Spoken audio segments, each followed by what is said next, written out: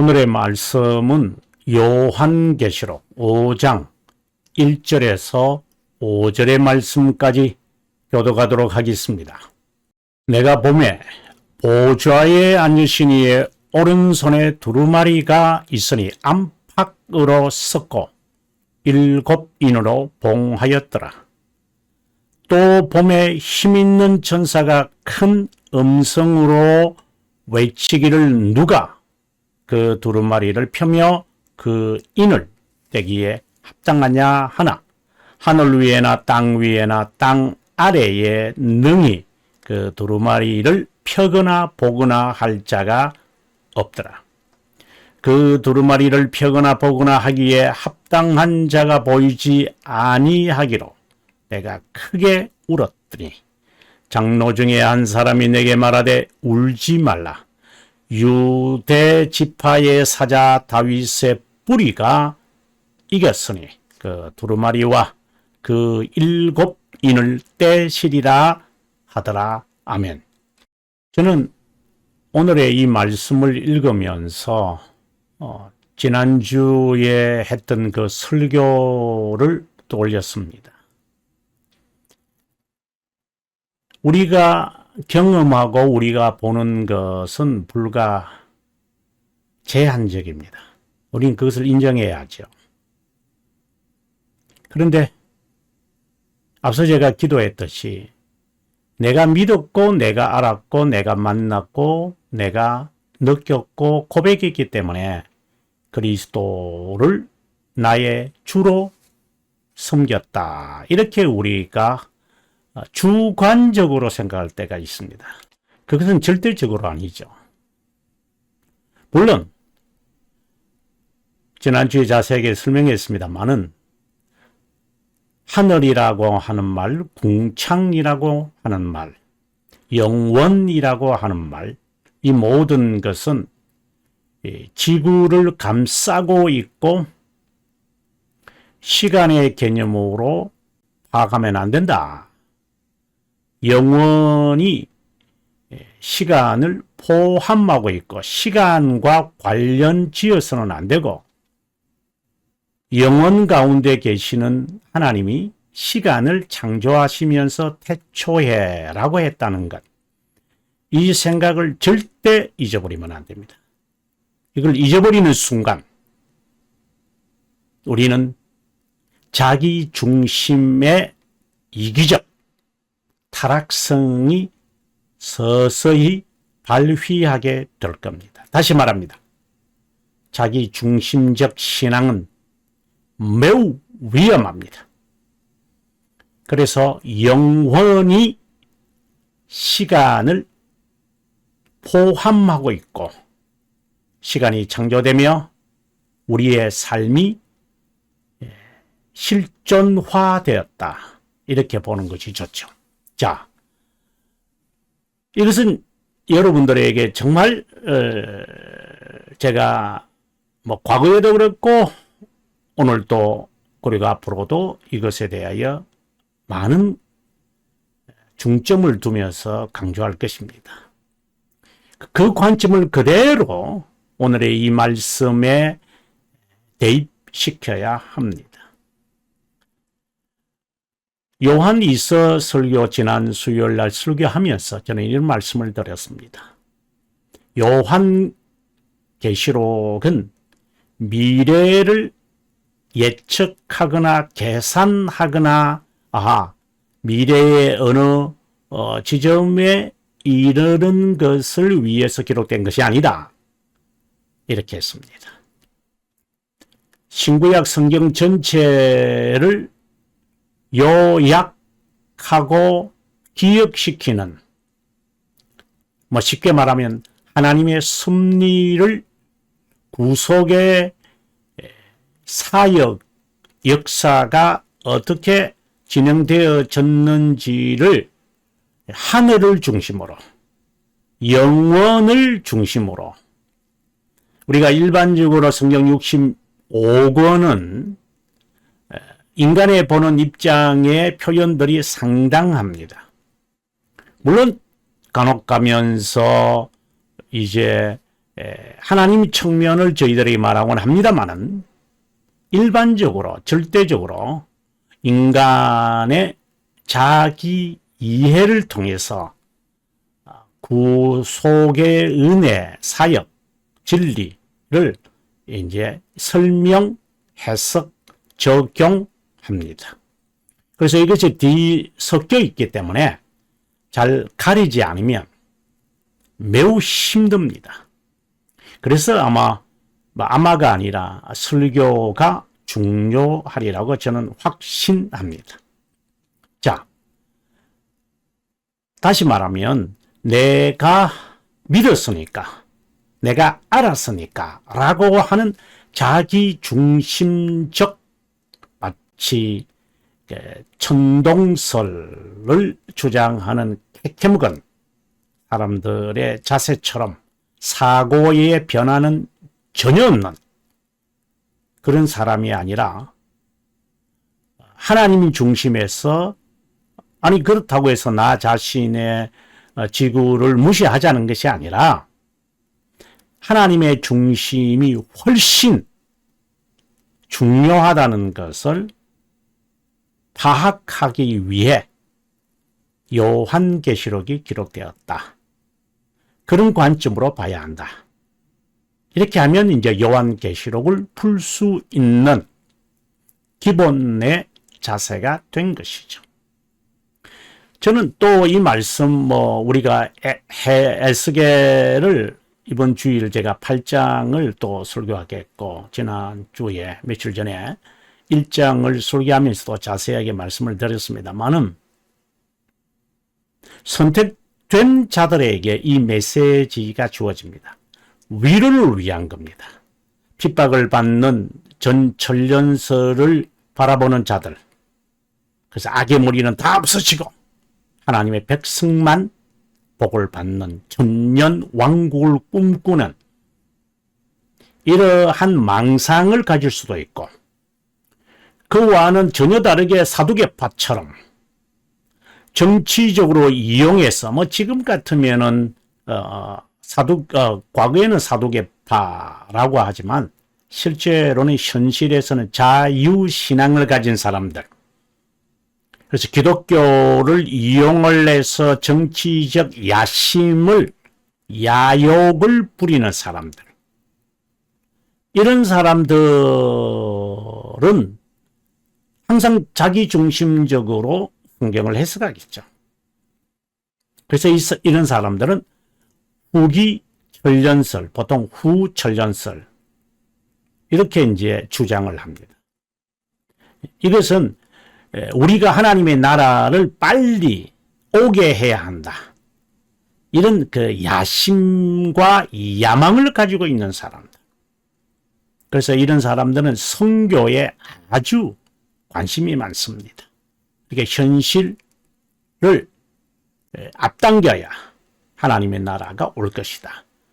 하도 어려운 상황에 있었던 사람들이 전기천년설을 주장하고 이제 이 지상에서의 완성, 즉 복음이 땅끝까지 선포되면 그리스도가 재림한다 라고 하여 이 땅에 하나님의 나라가 이루어져야만 하는 그러한 후기 천년설을 주장하는 사람, 우리는 그 양극단에서 우리의 자세는 분명해야 합니다.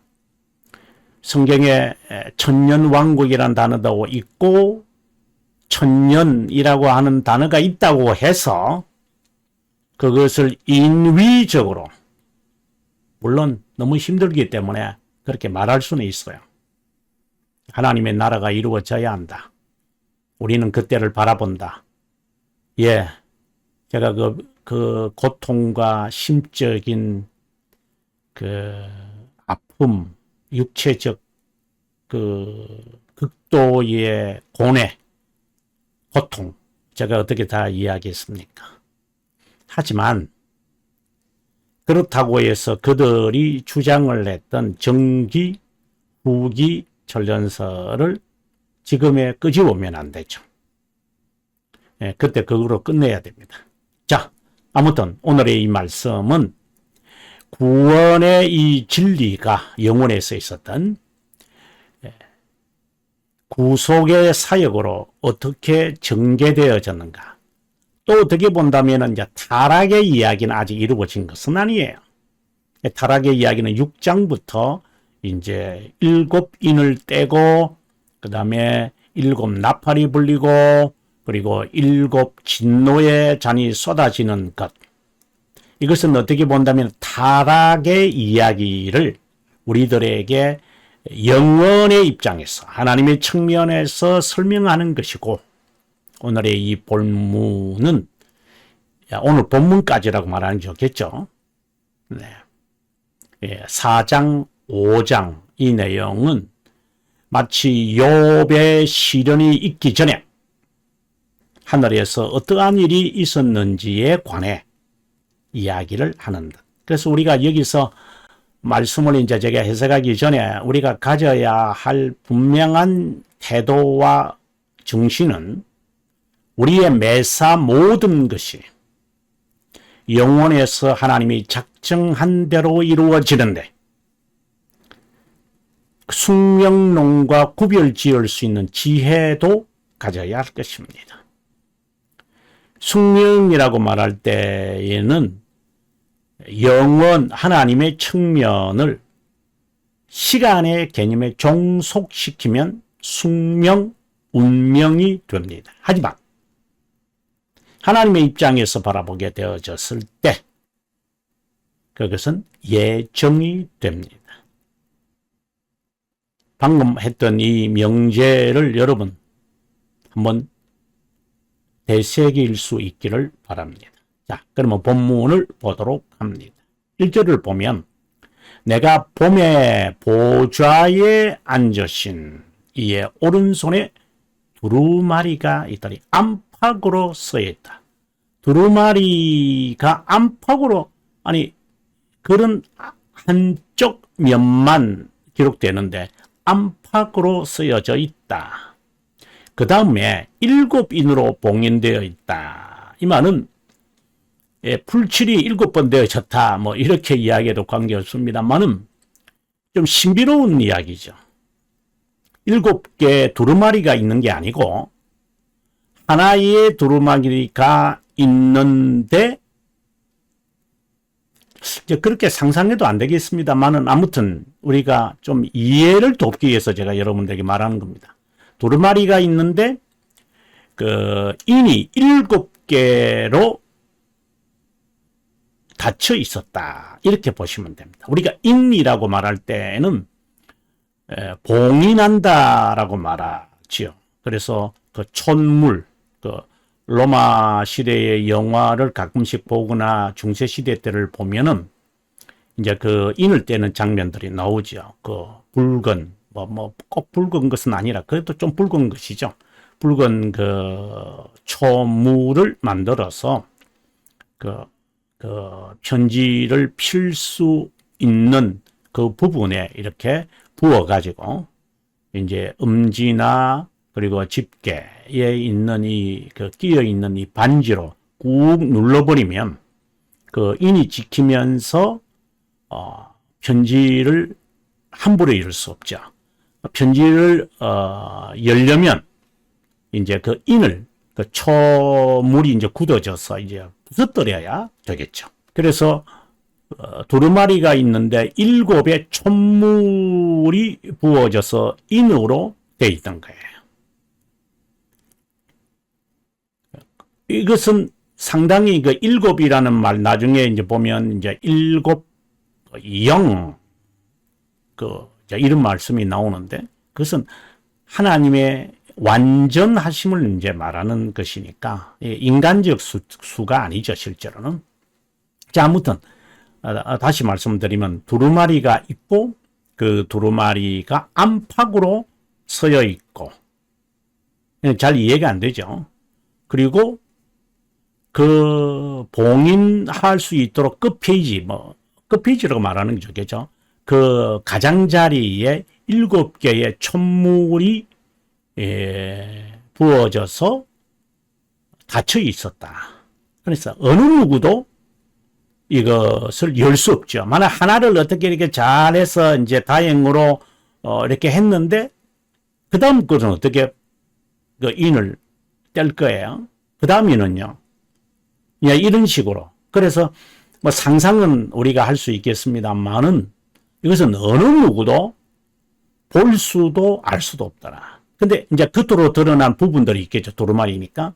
안팎으로 써져 있으니까. 어느 정도를 감을 가질 뿐, 예, 겉으로 보이는 부분이겠죠.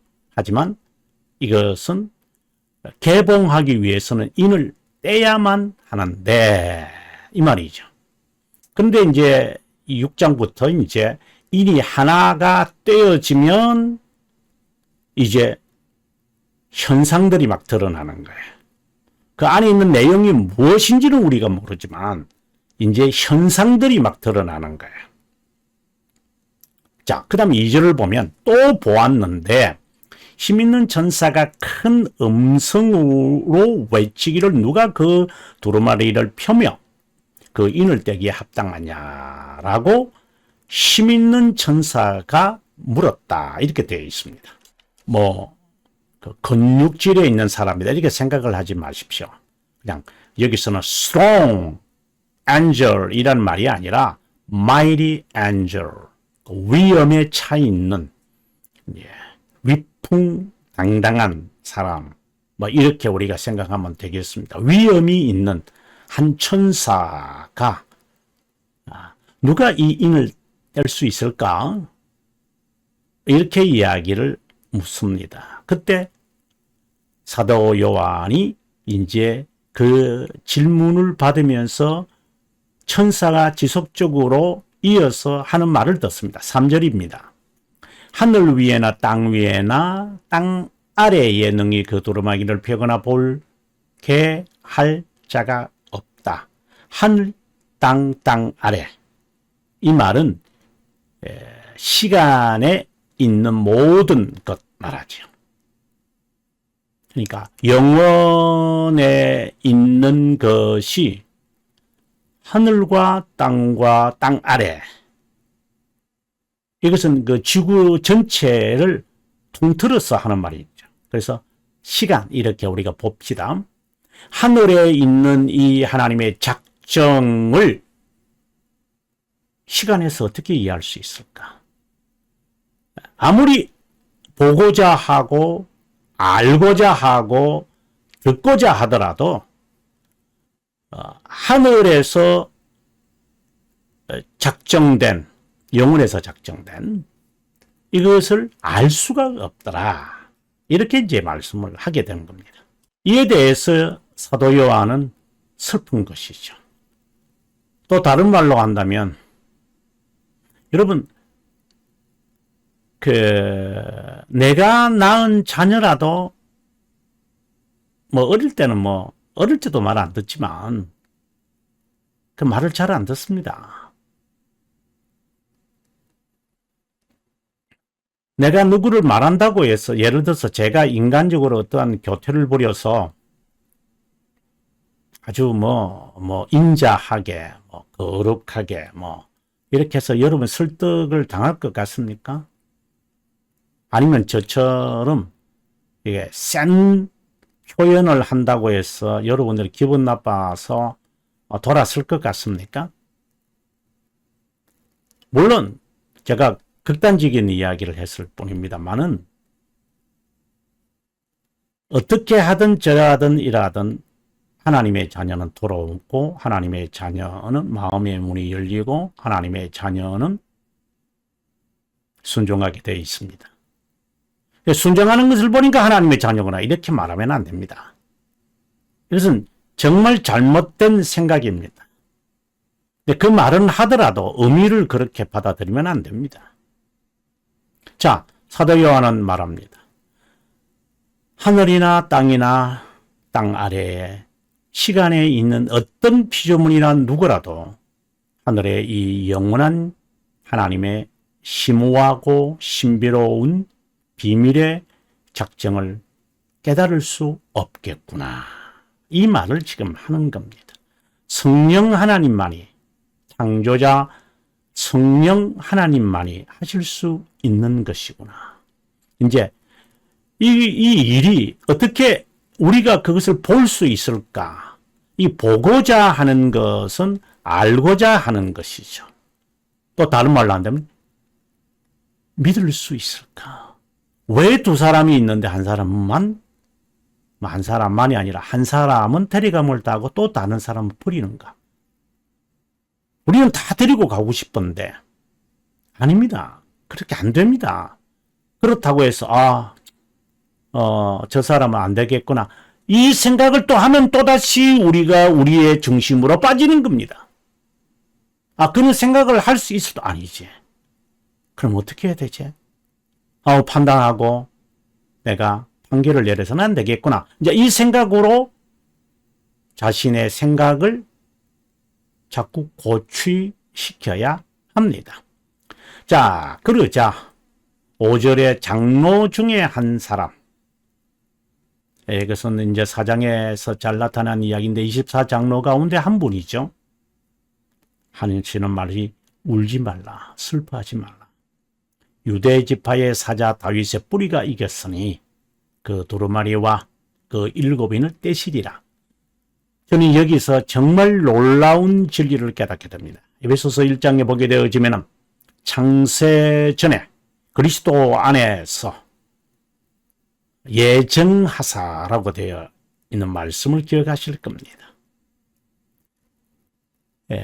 영원에서 하나님이 예정한 사람, 아시는 존재가 있습니다. 근데 그 존재들이 시간 속에 언제, 어떻게, 어디서, 누군지 아무도 모릅니다. 아마 우리 자신도 모를 겁니다. 그런데 그것을 알려야 하고 자신이 잃어버린 양이었구나라는 것을 체험하게끔 해야 합니다. 이걸 위해서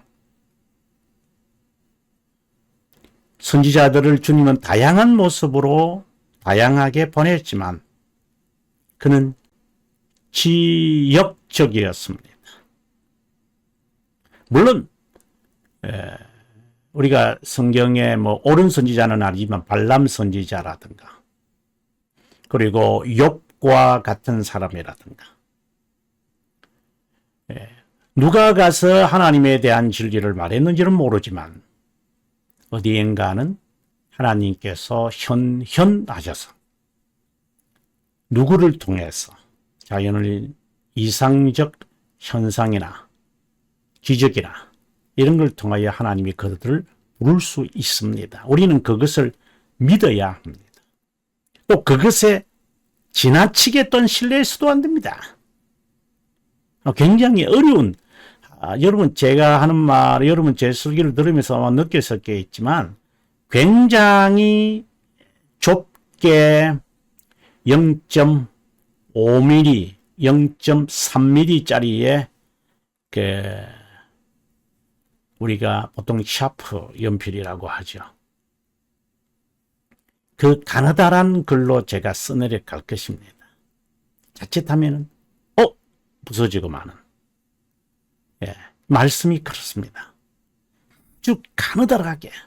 그래서 제가 제 성경을 여러분 훔쳐볼 때가 있는지 모르지만 훔쳐보면 제가 아주 가느다란 그 연필이 한 5개 꽂혀 있을 겁니다만은 아주 가날프게 0.2mm, 3mm 정도의 날카롭게 해서 제가 성경의 몇 장 몇 절 이런 내용들을 제가 잊지 않으려고 이렇게 쓰곤 합니다. 그리고 이제 겹쳐지면 화살표를 줄을 끄집어내어서도 하곤 합니다. 어떻게 보면 그것은 제 성격이라고 할 수도 있죠. 하나님의 말씀은 정말 예리하다라고 하는 것을 느낍니다. 자, 왜 제가 이 말을 하느냐면 하나님의 자녀임을 내가 알지 못합니다. 그러면 누군가가 알려야 합니다.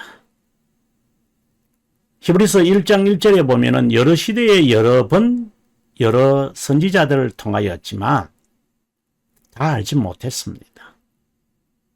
그러면은 그 복음을 듣지 못한 사람, 그거는 우리가 알 바 아닙니다. 그렇다면 우리가 선교에 무관심해야 되나? 그것도 아닙니다. 할 수 있는 자는 하는 겁니다. 분위기를 만들어가지고 억지로 하면 안 됩니다. 이 두 가지를 동시에 인정해야 됩니다. 하지 말라는 것도 아니고 지나쳐서도 안 된다라고 하는 겁니다. 자, 아무튼 온전한 하나님의 이 구원의 진리가 지금 작정된 하나님의 자녀들 각자에게 하나님은 이제 어떤 방법으로 이제 제시할 겁니다.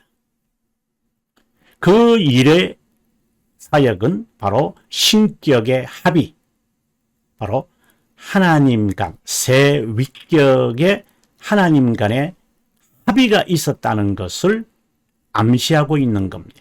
그리스도 안에서 예정하고 그리스도로 말미암아 우리를 구원하게 하시는 하나님, 이것이 아버지의 뜻이다 라고 하는 요한복음 6장 40절의 말씀처럼, 그분이 우리를 영원의 하나님의 작정을 온전하게 명시하시는 분, 그분을 가리켜서 유대 지파의 사자 다윗의 뿌리라고 했으니 신성과 인성을 지닌 분임을, 중보자임을 말합니다. 유다 지파의 사자, 유다 지파의 상징적인 거죠. 사자. 이것은 위협에 있고 막강한 그 힘을 지닌, 그럼 다윗의 뿌리라고 했으니 그 동시에 다윗의 연약함, 유다의 연약함, 이것이 이제 동시에 있는 거예요. 그래서 그리스도의 성육신을 말합니다.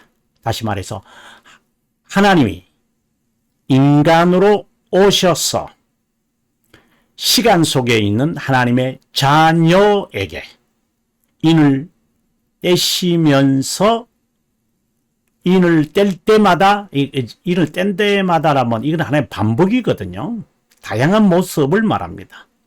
다양하게 하나님이 보여줍니다. 이게 단계적이다라고 말하면 안 됩니다. 좀 더 심화되어진다, 이렇게도 말하면 안 됩니다. 다양성을 말합니다. 그 다양한 방법으로 하나님은 이 공포, 우리가 에스겔이 하나님의, 그리고 사도 요한이 1장에서 등 뒤에서 폭포 소리와 같은 그 음성을 들었다. 그래서 죽은 자처럼 엎드렸다 하는 것처럼, 그러한 그 무시무시하고 공포, 소름이 끼치는 이러한 회개의 자세를 해요. 그래서 어떤 사람들은 너무 무서워서 소리를 치면서 회개하곤 합니다. 물론 흉내내는 사람도 있지만 그 경험을 하셔야 합니다. 지옥의 불길이 너무나도 두려웠어. 괴성을 지를 수밖에 없는, 경험하셔야 합니다. 경험하지 않고는 겸손의 길로 절대 들어갈 수 없습니다. 공포를 느껴야 합니다. 나의 주, 나의 하나님, 제가 감당하기가 어렵습니다.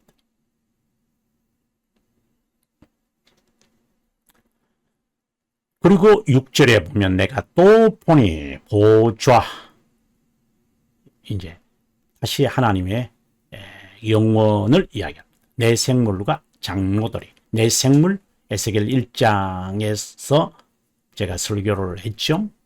근데 내 생물은 한편으로는 복음을 말합니다.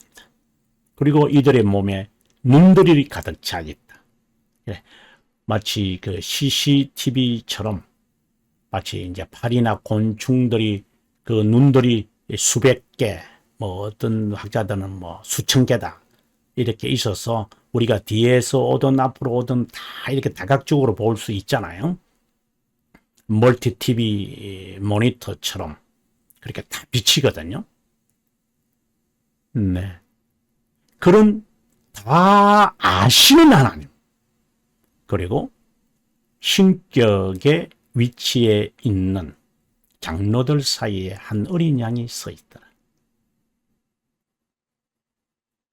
그 어린 양은 구속의 사역을 위해 이 하나님의 놀라운 구원의 진리를 알리기 위해 일찍이, 그리고 이미라는 말이죠. 죽었던 분이더라. 신격의 합의에서 이미 우리를 선택하셨고 자신이 이 고난, 고통, 고뇌를 통해 그 사람들을 부르실 것이라는 것. 섞여 살고 있고 자신의 본분이나 본질을 모르며 살아가는 사람들을 빼내는, 빼낸다. 뭐 저는 deliver라고 합니다만은 그 deliver 하시는 일을 위해 그분이 죽임을 당해야 한다. 이것은 이미 영원에서 작정된 것이다. 그에게는 7 눈과 7 뿔이 있더라. 이 막강한 세력과 모든 것을 아시더라. 이것은 전능, 전지를 의미합니다. 이 눈들은 온 땅에 보내심을 받은 7 영이더라. 이것은 신격을 지녀서, 즉 신이신 하나님이신 분이시더라. 그런데 그분이 죽임을 당하셨더라. 그러니 중보자 하나님을 지금 우리들에게 설명하고 있는 거죠. 그러자 그 어린 양이 나와서 그 두루마리를 보좌에 앉으시니, 이것은 우리의 표현이죠. 네. 두루마리를 취했다. 그때 내 생물과 그리고 24 장로들이 엎드려서 금은고와 향이 가득한 대접을 가졌으니 이 향은 성도의 기도들이라. 상당히 지금 하늘과 땅이 이제 같이 계속해서 교차되면서 이제 하는 이야기인데요. 어린 양 앞에 엎드려서 이제 영적 존재들이죠. 그분 앞에 기도를 드리더라. 이 말은 마치 출애굽시키기 위해 있는 그 이스라엘 백성들이 그 탄원처럼, 이 말은 로마서 말씀에 잘 나타나는데 8장 19절에 보면 뭐 18절도 있습니다만은 생각하건대 현재의 고난은 장차 우리에게 나타날 영광과 비교할 수 없도다. 19절에 피조물이 고대하는 바, 이제 여기에 초점이 있죠. 하나님의 아들들이 나타나는 것이니, 다시 말해서 자신들이 하나님의 자녀임을 깨달아져야 하는 것인데, 피조물이 허무한데 고백하는 것은 자기 뜻이 아니요 굴복하게 하신 자의로 말미암음이다. 하나님이 하나님의 자녀들을 드러나게 하시려고 여러 고난과 역경을 통한다, 이 말입니다. 그 바라는 것이 있는데 피조물도 썩어짐의 정도로 그러니까 타락성을 가지면서 그들과 뒹굴어 살아간다. 하나님의 자녀의 영광의 자유에 이르는 것이다. 피조물이 다 이제까지 함께 단식하며 함께 고통을 겪고 있는 것을 우리가 안다. 바로 이것입니다. 성도의 기도의 향입니다. 어떻게 본다면 확신을 얻기 위해, 하나님, 제가 하나님의 자녀인가요? 제가 부름을 받은 자인가요? 제가 이런 모습으로 살아가는 전데 하나님 저를 위해서 죽으셨나요? 너무나도 제가 허무한데 굴복하며 살아가는데 제가 자신을 보면 아닙니다. 고백할 수밖에 없지만 제 마음속에는 어떻게 하면 벗어날 수 있지? 이 두 마음이 저를 지배하고 있습니다. 이런 성도의 기도입니다.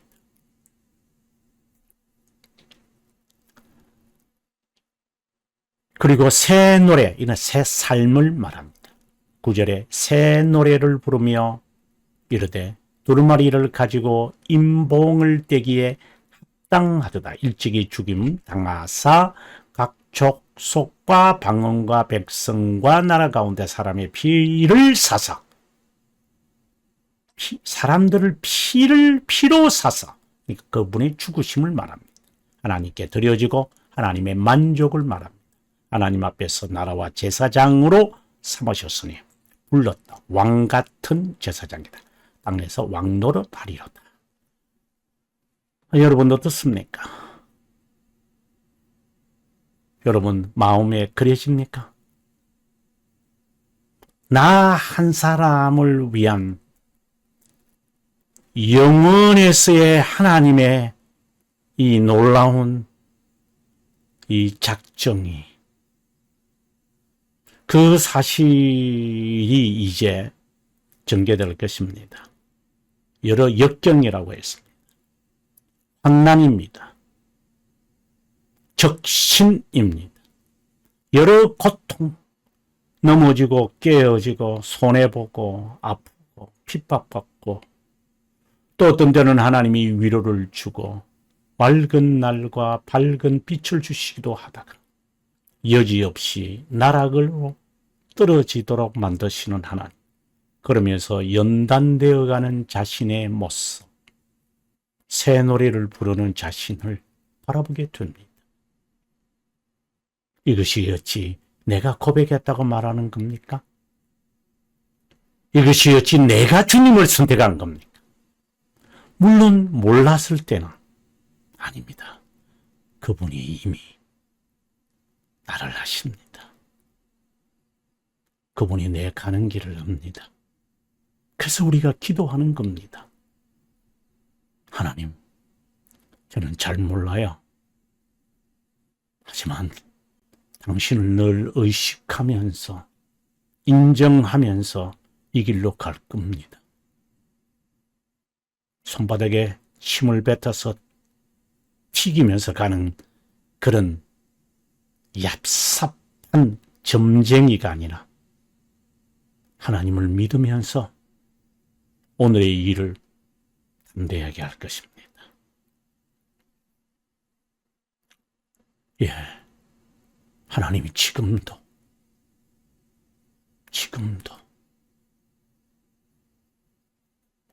광활한 우주를 다스리시는 하나님이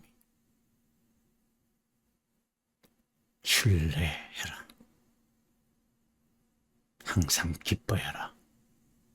쉬지 말고 기도해라. 범사에 감사하라. 이는 그리스도 안에 있는 아버지의 뜻이니라. 이것을 위해 주님이 이 일을, 이 갈등을, 이 고통을 하나님 감사합니다. 울면서 미소를 지을 겁니다. 이 고백이 우리에게 있기를 간절히 바랍니다. 하나님, 지렁이 같은 인간입니다. 주님 사랑하시는 그 사랑을 자격이 없습니다. 자격이 없습니다. 목사가 될 자격도 없습니다. 제가 제 자신을 알기 때문입니다. 하나님, 망극하신 은혜를 이렇게만 인정하고 또 망각하지 않기를 주님께 간구합니다. 기억하기를 원합니다. 삶에서 새로운 노래를 부를 수 있기를 원합니다. 세속에 물들지 않으려고 발부둥 치는 자가 되기를 원합니다. 하나님, 함께 하심을 주님께 감사드립니다. 독일에서나 서울에서나 저희들이 먼 거리에 떨어져 있지만 하나님은 영혼 가운데 평만하심을 믿습니다. 수아와 예언에 가는 길을 다 알지 못하지만, 그리고 이 시간에 함께 기도하는 성도 각자의 길을 우리 각자도 모릅니다. 주님 하신 줄 믿습니다. 자고 일어나면 그 자리에 또 칠성이 여전히, 태양이 여전히 우리를 반기듯이 새들이 지저귀며 우리에게 힘을 내라고 말하는 것처럼 하나님, 힘들고 반복되어지는 속에서 몸을 일으키기 어려울지라도 기뻐할 겁니다. 감사할 겁니다. 기도할 겁니다. 영원하신 하나님, 그 하나님을 깨닫게 해 주셔서 정말 감사드리옵고, 영원히 함께 하시는 중보자이신 예수 그리스도의 이름으로 기도드립니다. 아멘.